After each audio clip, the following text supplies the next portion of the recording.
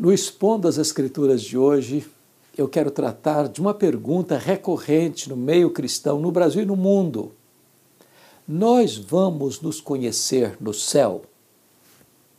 O que a Bíblia diz sobre esse assunto? Eu quero tratar dessa matéria com você.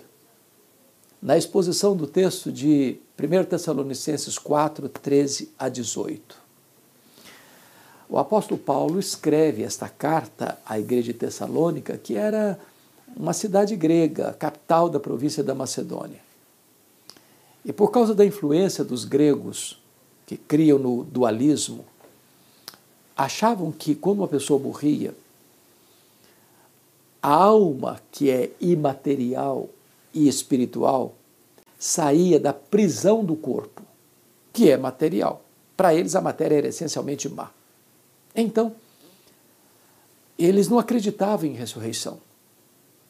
Quando alguém morria na igreja, era um chororô só, sem esperança. Então, Paulo escreve a carta aos Tessalonicenses, a primeira carta, para corrigir esse entendimento equivocado por influência do pensamento filosófico grego. E ele vai dizer assim, eu quero pedir permissão para você para expor e lendo o texto. Ele diz assim: não queremos, porém, irmãos, que sejais ignorantes com respeito aos que dormem, para não vos entristeceres como os demais que não têm esperança. Ou seja, aqueles que não creem na ressurreição não têm esperança. Eles acham que morreu, acabou. Outros acham que morreu, está condenado. O que é que nós devemos crer acerca deste assunto? Bom, primeiramente, Paulo usa aqui uma figura para a morte, que é dormir. Não queremos que sejais ignorantes com respeito aos que dormem. Isto é uma metáfora, essa é uma figura de linguagem. Talvez aqui até um eufemismo, aliviando a ideia de morte. Por que a ideia de dormir? Para trazer-nos à memória duas coisas. Primeiro, quem dorme, descansa. Morrer para um cristão é descansar das suas fadigas. Apocalipse 14, 13. Segundo, quem dorme vai acordar. Porque se não acorda, não dormiu, morreu. Então Paulo está dizendo que a morte não é o ponto final da vida. Que não se encerra a vida com a morte. Morre o corpo. Mas a alma é imortal. Morre o corpo e o corpo é sepultado. Mas esse corpo físico que foi sepultado vai ressuscitar quando Jesus voltar. Então, a linguagem é dormir. As perguntas que eu mais escuto, como disse lá no tema, será que então nós vamos nos conhecer no céu? E a resposta é um sonoro sim, é claro que vamos nos conhecer no céu. O céu não é retrocesso, é glorificação. Aqui nós nos conhecemos parcialmente, lá conheceremos como também somos conhecidos, está lá em 1 Coríntios capítulo 13. Aqui nós temos um conhecimento limitado, lá teremos o conhecimento ampliado. Por exemplo, os gregos diziam assim: conhece-te a ti mesmo. Impossível os gregos pensarem assim, porque me permite essa pergunta. Você se conhece? E eu vou lhe dizer que você, como dizia Alex Carrel no seu livro O Homem e Esse Desconhecido, você não se conhece. Eu não me conheço. Eu tomo cada susto e sou surpreendido por mim mesmo. Ao falar determinadas coisas ou a pensar determinadas outras coisas que nem são compatíveis com o que eu creio. Se eu perguntar, por exemplo, para uma mulher que tem 50 anos de casada, você conhece o seu marido? Ela vai responder assim: bom, eu estou conhecendo. Se eu perguntar para o marido, ele vai responder: estou começando a conhecer. Mas, lá no céu, a nossa limitação de conhecimento não vai existir. Nós vamos conhecer como também somos conhecidos. Só para pensar, você já se imaginou convivendo com alguém por toda a eternidade sem saber quem ela é? Não faz sentido. O que não vai ter no céu é a chamada família nuclear. Por exemplo, aqui nós somos pai, mãe, filhos, né? Os outros são parentes. Lá no céu nós não vamos ser pai, mãe, filhos. Lá no céu nós não vamos ter a relação no mesmo nível que temos aqui, de você amar mais quem foi seu pai, sua mãe, seus filhos, seu cônjuge, porque você vai amar Abraão, Isaac e Jacó. Outra coisa, lá no céu não vai ter casamento. Casamento é para aqui. Aproveita, porque depois não tem mais. Alguém diz assim, ufa, também já era em tempo, né? Ah, que pena, podia durar a eternidade inteira. Não vai durar, não vai durar. Casamento é só para aqui. Mas nós vamos ser uma só família, lavada, remida no sangue do Cordeiro. Outra coisa, nós lá no céu vamos ter um corpo novo. Vai ter continuidade e descontinuidade. No sentido de que não seremos outra pessoa, mas teremos um corpo semelhante ao corpo da glória do Senhor Jesus. Um corpo imortal, incorruptível, poderoso, glorioso, espiritual, celestial. Esse corpo não vai ficar doente, não vai ter defeito físico, não fica velho, não fica cansado, não fica senil. Este corpo da glória não vai brigar nem com o espelho, nem com a balança. Esse vai ser um corpo perfeito. E nós vamos conviver, nós vamos nos relacionar, nós vamos trabalhar, nós vamos reinar com Cristo. Essa é a verdade posta nas Escrituras. Nós não caminhamos para um ocaso triste, nós caminhamos para a manhã gloriosa da glorificação. Se Jesus voltar antes de morrermos, os mortos ressuscitam primeiro, depois nós, os vivos, os que ficarmos, seremos transformados e arrebatados para encontrar o Senhor Jesus nos ares, e assim estaremos para sempre com o Senhor. Bom, no versículo 15 desse texto, Paulo diz assim, ora, ainda vos declaramos por palavra do Senhor isto, nós os vivos, os que ficarmos até a vinda do Senhor, de modo algum precederemos os que dormem. Ou seja, eu não estou falando aqui de lucubração, de filosofia do grupo A, do grupo B, da corrente A, da corrente B. Eu estou falando que isto é revelação de Deus. É Deus quem revela estas verdades para nós.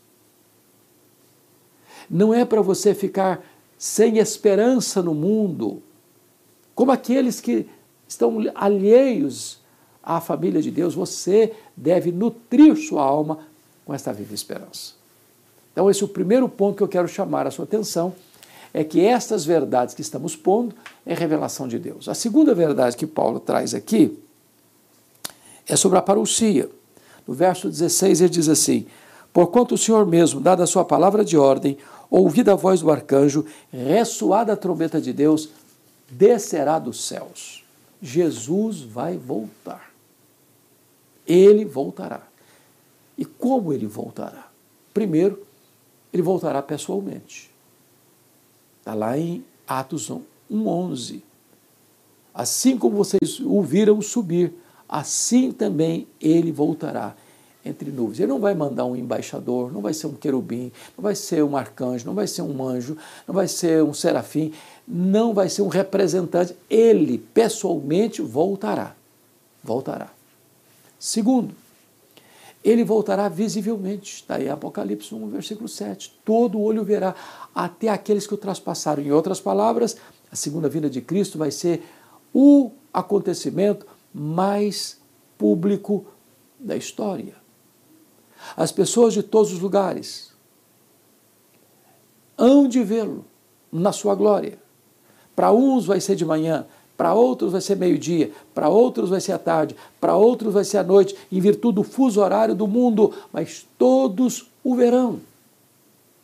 Certamente, até aqueles que o traspassaram, ou seja, aqueles que zombaram de Cristo, aqueles que escarneceram dele, cuspiram no seu rosto, esbordoaram sua cabeça, vão ter que ressuscitar. E quando Jesus voltar, vão ter que ver a sua glória, a sua majestade, e vão ter que lamentar. Terceiro, Jesus voltará audivelmente, ao ressoar da trombeta de Deus, ouvida a voz do arcanjo, descerá dos céus. Se vai ser o fato mais público da história, também será o fato mais sonoro da história. Os desertos mais cáusticos, as montanhas mais altas, as cavernas mais escuras, os vales mais profundos, ninguém poderá ficar fora deste sonido da trombeta de Deus que ressoará por todo o planeta e todos os homens vão ter que ouvir este sonido da trombeta de Deus anunciando a gloriosa volta do Senhor Jesus. Mais ainda, pessoalmente, visivelmente, audivelmente, repentinamente em quarto lugar. A Bíblia diz que vai ser como um relâmpago que risca os céus, do Oriente ao Ocidente. O apóstolo Paulo diz que vai ser num momento. E a palavra momento no grego é átomos. De onde vem a nossa palavra átomo? Como que um abrir e fechar de olhos, um piscar de olhos. Essa palavra era usada, por exemplo, para esse faiscar da estrela, o dardejar da cauda de um peixe e o abrir e fechar dos olhos. Você já percebeu que você abre e fecha os olhos automaticamente? Alguém já contou quantas vezes você abre e fecha os olhos por dia? Vai ser com essa rapidez que Jesus voltará. Em outras palavras, não dá para se preparar no último dia. Ou você está preparado, ou aquele dia será dia de trevas para você. Como aquelas 10 virgens que, ao ouvir a voz do noivo, se desesperaram porque estavam vestidas como virgens, elas tinham lâmpadas como se fossem virgens prudentes, mas não tinha azeite nas suas lâmpadas e agora não dá mais tempo para se preparar. Quinto lugar, ele voltará pessoalmente, visivelmente, audivelmente, repentinamente, mas em quinto lugar, ele voltará também inadvertidamente, surpreendentemente, sem aviso prévio, sem anúncio imediato. Vai ser como um ladrão que chega sem mandar um telegrama, um WhatsApp, uma carta, uma mensagem. Tal dia eu estou na sua casa. Não, ele chega inesperadamente. A segunda vinda de Jesus, em quinto lugar, será inesperada. Os homens não estarão aguardando. Sabe o que significa isso? Vai ser um dia comum, um dia normal. Como você levanta todo dia, leva os filhos para a escola, pega filho da escola, vai trabalhar, vai viajar, vai passear, vai ficar em casa, não importa. Esse dia não vai ser um dia óbvio. Então, prepare-se. Sexto lugar, a segunda vinda de Cristo será também inescapável. Está lá em 1 Tessalonicenses, segunda carta de Tessalonicenses, primeira carta, capítulo 5, melhor dizendo, primeira carta de Paulo aos Tessalonicenses, capítulo 5. Ou seja, é como uma mulher grávida que está para dar à luz. Ninguém pode cancelar a segunda vinda de Cristo. Nenhuma corte, por mais egrégia que ela seja, ela pode tomar uma decisão agora, estamos cancelando a segunda vinda de Cristo, ele não voltará mais. Não, ninguém tem autoridade de mexer nessa agenda que é da economia, da soberania exclusiva de Deus. Ele voltará. Mas em sétimo lugar, ele voltará vitoriosamente. Ele vem como o Rei dos Reis, como o Senhor dos Senhores, como juiz de vivos e de mortos. Ele vem para sentar-se no trono, ele vem para colocar todos os seus inimigos debaixo dos seus pés, ele vem para julgar as nações, ele vem para lançar os que o rejeitaram no lago do fogo, e ele vai lançar lá o anticristo, o falso profeta, o diabo, a morte, o inferno e todos aqueles cujos nomes não estão escritos no livro da vida. E ele vai então transmitir este reino ao Deus e Pai, para que ele seja tudo em todos e reinará para sempre, sempre com a sua noiva, a sua igreja. Então, nós podemos ter esperança que vamos nos conhecer no céu, Porque Jesus voltará. Voltará para buscar a sua noiva, a sua igreja. Mas há uma terceira verdade que eu quero destacar nesse texto. Está aí ainda no capítulo 4, versículo 16, quando ele diz que ele descerá dos céus e os mortos em Cristo ressuscitarão primeiro. Então preste atenção nisso aqui. A ressurreição dos mortos acontecerá quando? Quando Jesus voltar. Quando Jesus voltar. Está lá em João 5, 28 e 29, que todos ouvirão a sua voz e sairão dos túmulos, uns para a ressurreição da vida, outros para a ressurreição do juízo. Então, quando Jesus voltar, primeiro, e como ele está falando para a igreja, está falando dos salvos, dos santos, dos que creram nele. Então, os mortos em Cristo ressuscitarão primeiro, os que dormiram em Cristo ressuscitarão primeiro. Primeiro em relação a quem? Aos outros mortos ímpios? Não. Todos vão ressuscitar na mesma hora. Agora, primeiro em relação aos que estiverem vivos. Só depois que os mortos ressuscitarem é que os que estiverem vivos ainda, no caso dos salvos, serão transformados e arrebatados para encontrar o Senhor Jesus nos ares. Então, a grande pergunta é como esses mortos vão ressuscitar. Quais serão as marcas deste novo corpo? E Paulo, escrevendo aos Coríntios, que também era uma capital de outra província, não da Macedônia, mas da Caia, que também era uma cidade grega, influenciada também pelo pensamento grego, precisa esclarecer aqueles crentes que os mortos vão ressuscitar. E como vão ressuscitar? No capítulo 15 da sua primeira carta aos Coríntios, a partir do verso 34 até o verso 50, Paulo vai mostrar quais são as características desse corpo. E ele usa algumas metáforas. Primeiro, ele usa a metáfora da semente. É como você semear aquele corpo que morreu, mas o que vai brotar dessa semeadura no dia da ressurreição vai ser diferente. Tem a mesma natureza, mas vai ser diferente. Ele diz, semeia-se na corrupção, ressuscita-se na incorrupção. O que significa isso? Esse corpo nosso, querendo ou não, vai ficando velho, vai ficando cansado, vai ficando doente, vai ficando limitado. Porém, o corpo que receberemos na ressurreição não fica velho, não fica cansado, não tem defeito físico, não tem problema com o espelho, não tem problema com a balança, vai ser um corpo perfeito. E aí você pode levantar perguntas. E aquela criança que não chegou a nascer, que morreu no ventre da mãe, vai ser um feto glorificado no céu? Ou, na outra ponta, e aquele vovozinho que morreu com mais de 100 anos, vai ressuscitar como um vovozinho para andar com bengala no céu? E a resposta está na carta aos Filipenses, quando Paulo diz que nós teremos um corpo perfeito, semelhante ao corpo da glória do Senhor Jesus.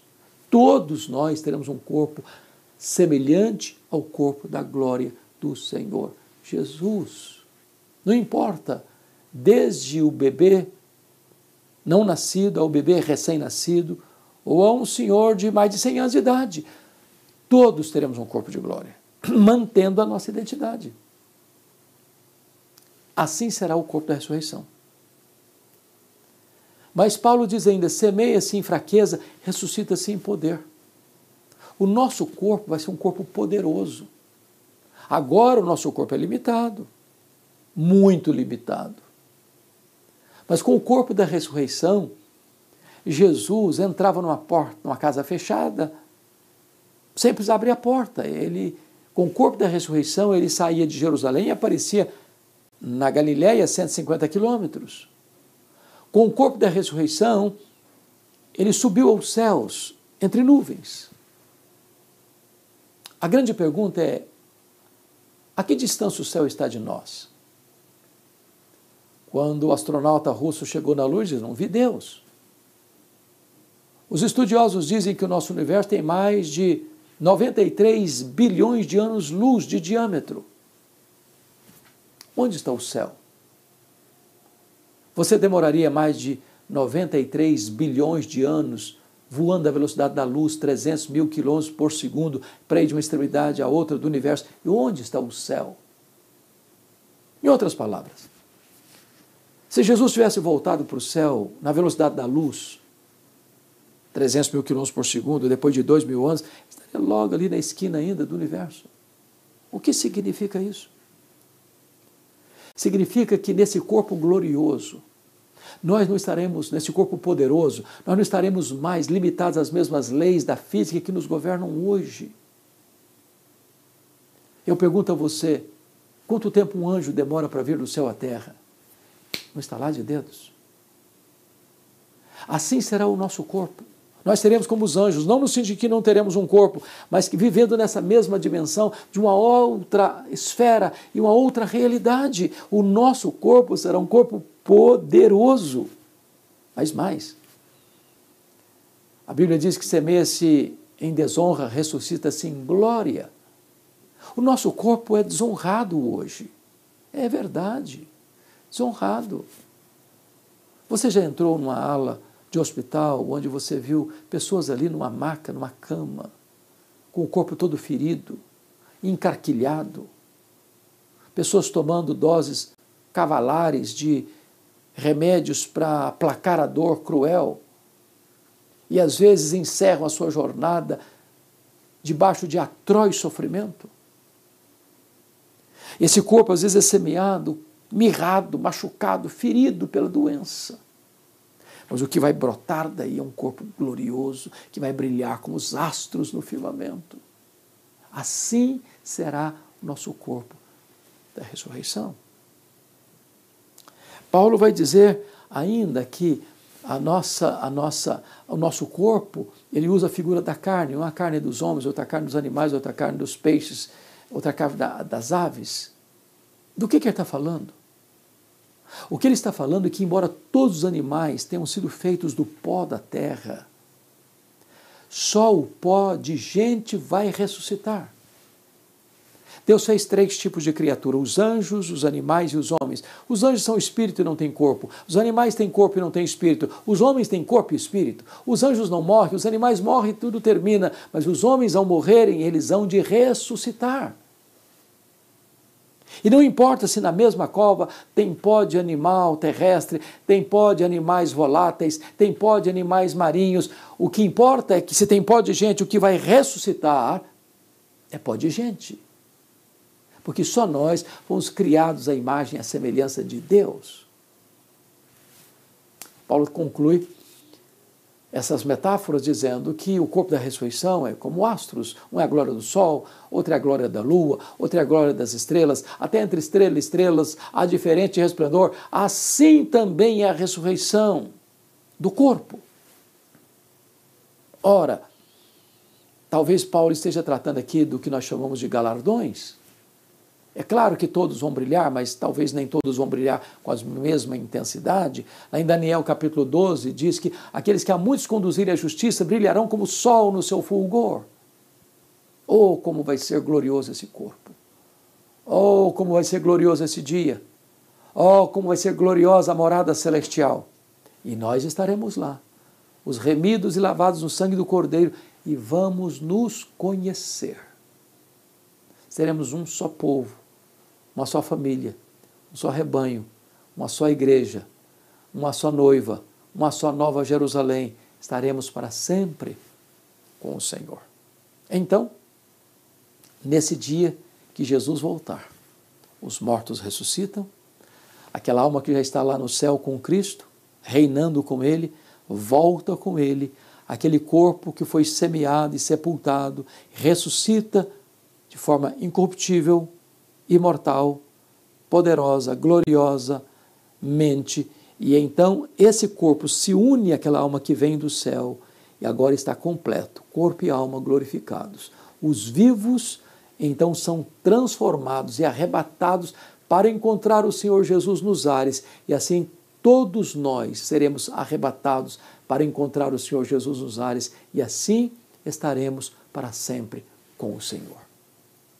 Paulo começa no versículo 13 dizendo que tinha desesperança. Eu não quero que vocês vivam como os demais que não têm esperança. Mas ele conclui, depois de instruir os crentes, assim, versículo 18, consolai-vos, pois, uns aos outros, com estas palavras. A verdade de Deus consola. A esperança cristã consola. O céu consola, porque lá estaremos para sempre com o Senhor.